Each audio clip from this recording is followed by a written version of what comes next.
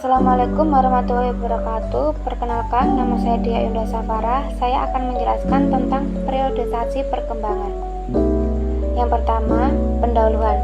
Perkembangan adalah perubahan progresif. Dalam proses ini, kehidupan individu bersifat dinamis yang ditandai dengan adanya perubahan ciri-ciri tingkah laku, yang berarti bahwa pada rentang usia tertentu, ciri-ciri tingkah laku yang khas yang berbeda dengan masa sebelum dan sesudahnya. Untuk selanjutnya, dasar-dasar periodisasi perkembangan dibagi menjadi 3.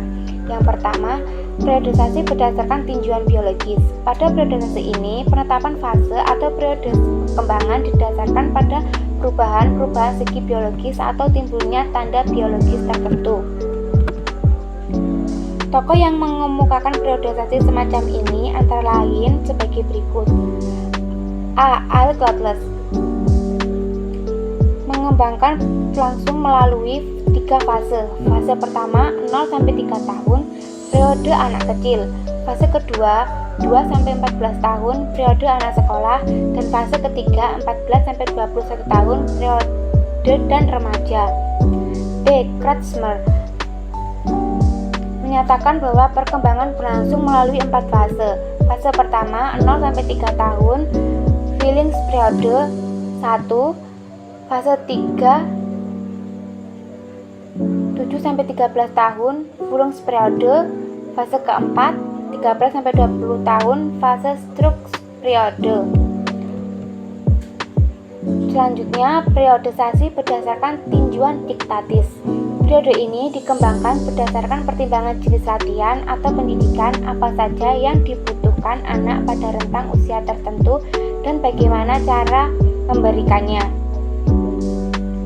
Ahli yang menyusun periodisasi berdasarkan tinjauan didaktis antara lain Johann Amos Comenius.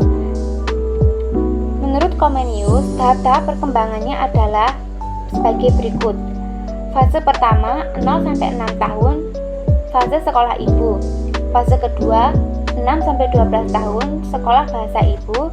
Fase ketiga 12-18 tahun, sekolah bahasa Latin. Fase keempat 18-24 tahun, fase akademik. Selanjutnya, Jean-Jacques Rousseau.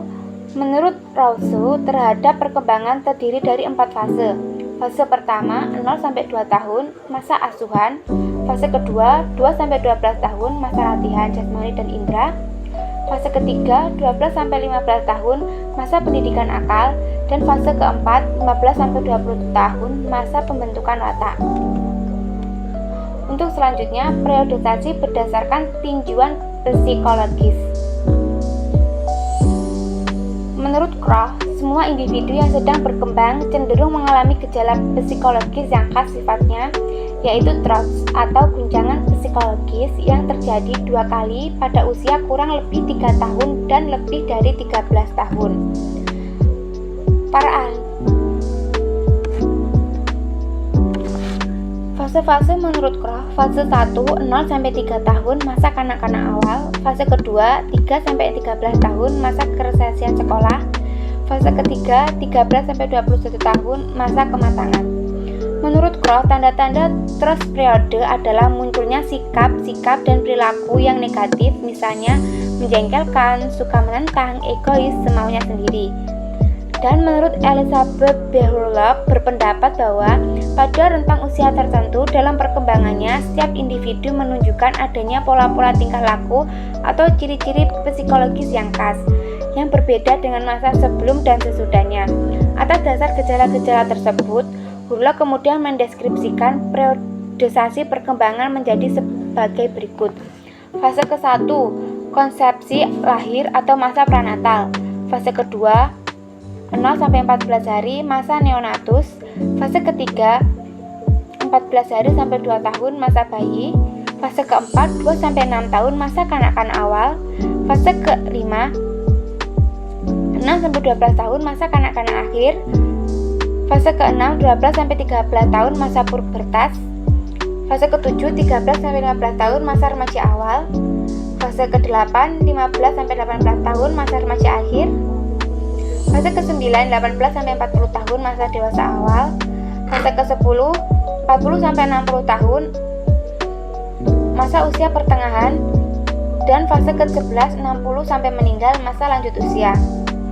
Pembahasan mengenai fase-fase perkembangan pada bab berikutnya didasarkan pada pendapat Elizabeth Burlock.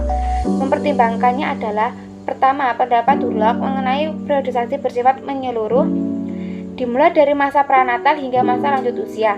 Kedua, pembahasan Elizabeth Burlock lebih menekankan pada tinjauan psikologis. Rangkuman. 1. Perkembangan adalah perubahan progresif, artinya pada rentang usia tertentu terdapat ciri-ciri tingkah laku yang khas yang berbeda dengan masa sebelum dan sesudahnya. Dasar-dasar dalam periodisasi perkembangan secara garis besar dibedakan menjadi 3 macam, yaitu tinjauan secara biologis, tinjauan secara diktatif, dan tinjauan secara psikologis.